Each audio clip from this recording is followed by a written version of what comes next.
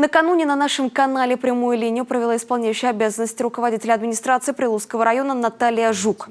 Она ответила на наболевшие вопросы жителей своего муниципалитета. Так, специалисты Центра управления регионом фиксируют сигналы в интернете с жалобами на неудовлетворительное состояние улично-дорожной сети. Много вопросов из деревни Лихачевская. По словам Натальи Жук, в этом году большое внимание уделяется ремонту дорог, где проходят школьные маршруты. Их 26, и в первую очередь именно они будут отремонтированы. В текущем году из тех средств, которые у нас имеются, а именно это наш дорожный муниципальный фонд, средства привлекаем из народного бюджета и местного бюджета, будут отремонтировано 11 участков муниципальных дорог, в том числе попадает, естественно, школьный маршрут и деревня Лихачевская.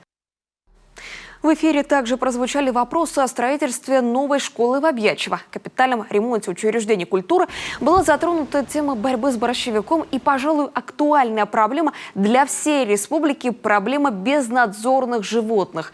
Сейчас в муниципалитете нашелся подрядчик для их отлова.